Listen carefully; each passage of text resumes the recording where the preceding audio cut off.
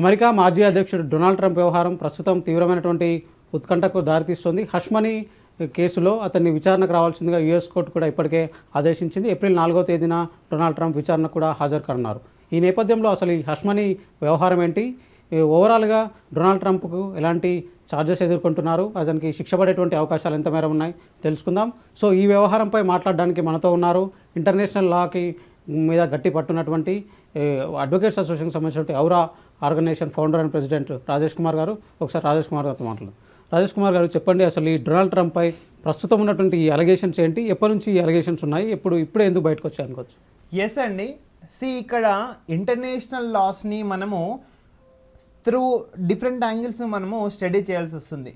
When we are in US, United States of అమెరికాలో ఉన్నప్పుడు ఒక విధంగా చూడాలి, ఇండియాలో ఉన్నప్పుడు ఒక విధంగా చూడాలి. ఓకే, ఇంతకుముందు ఏంటంటే 2016 ఆ టైంలో డొనాల్డ్ ట్రంప్ ప్రెసిడెంట్ అయినప్పుడు వరల్డ్ మొత్తము they are in opposing state, but India needs him. And ఏంటంటే ఇండియన్ ఇంటర్నేషనల్ రిలేషన్స్, నేషన్స్ యొక్క ఇంటర్నేషనల్ రిలేషన్స్ అనేటివి state to state, nation to nation డిఫరెంట్గా ఆధారపడి ఉంటాయి.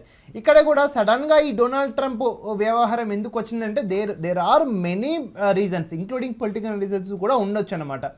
సో ఇప్పుడు అతను నెక్స్ట్ ప్రెసిడెంట్ ఎలక్షన్స్లో again he wants to become a president, ఆ ఆస్పిరేషన్ అనేది అతనిలో కనిపిస్తుంది.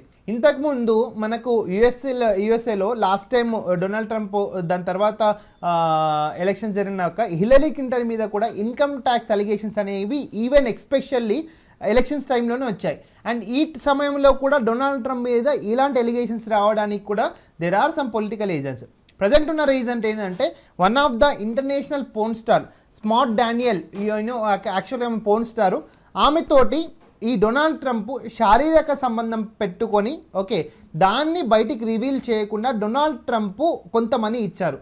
దాన్ని హష్ మనీగా కొంచెం ట్రీట్ చేసి as per the western countries టర్మినాలజీలో ఇలాంటి మనీని సృష్టించడము కానీ క్రియేట్ చేయడం కానీ which are the against the laws అనమాట వెస్ట్రన్ కంట్రీస్ లాస్లో, ఎస్పెషల్లీ యునైటెడ్ స్టేట్స్ ఆఫ్ అమెరికాలో. సో ఈ హష్ మనీ ఎక్కడి నుంచి వచ్చింది, దీన్ని ఎవరు జనరేట్ చేశారు, ఇది వితౌట్ ట్యాక్స్ పేయబుల్ ఆమెకు ఎలా వెళ్ళింది, అండ్ ఈ వీళ్ళకున్న శారీరక సంబంధం ఏంటి, as a president of USA ఇలాంటి పనులు చేయవచ్చా అనే క్వశ్చన్ యుఎస్ఏలో మీడియాలో కానీ ప్లస్ లీగల్గా కానీ ఇంటర్నేషనల్ లాలో కానీ పెద్ద సబ్జెక్టు ప్రజెంటు వీళ్ళందరి ముందు ఉందన్నమాట. ఓకే, సో అంటే ఇప్పుడు ఆయన మాజీ ప్రెసిడెంట్ కాబట్టి అతనికి కానివ్వండి నార్మల్గా ఉన్నటువంటి సిటిజన్స్కు సేమ్ లా అప్లికబుల్ అవుతుందా, వీళ్ళ విచారణ ఎట్లా సాగబోతుందంట? 100%. నాట్ ఓన్లీ యుఎస్ఏ అండి, any democratic system, USA is also democratic system, India is also democratic system. Democratic సిస్టంలో ఎవరే కానీ even president of that nation or prime minister of nation or common man ఏదైనా తప్పు guilty under the rule of law ఒక court ముందల ముద్దాయి నిలబడితే 100% ఎవరైనా చట్టార్హులే. రీసెంట్గా మనం చూసాము మన ఇండియాలో రాహుల్ గాంధీని కూడా 2 months డిఫమేషన్ కేసులో 2 years జైలు శిక్ష చేశారు. ఏంటంటే is an member of parliament, maybe he may or may not become a prime minister of India also. So అలాంటి కేటగిరీస్ అవన్నీ కూడా లేవు.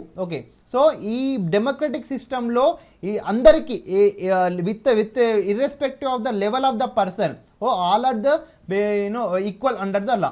ఓకే, ఇప్పుడు హష్ మనీ అంటే బ్లాక్ మనీ అనుకోవచ్చాడు, అయితే ఇప్పుడు దానికి సంబంధించి అతనికి ఎలాంటి శిక్షలు పడేటువంటి అవకాశం యుఎస్ చట్టాల ప్రకారం ఉన్నారు? ఇక్కడ మన ఇండియాలో ఏంటంటే బ్లాక్ మనీ అంటే అంటే ఆ అమౌంట్కి మనం ట్యాక్స్ పే చేయని మనీని బ్లాక్ మనీ అంటారు.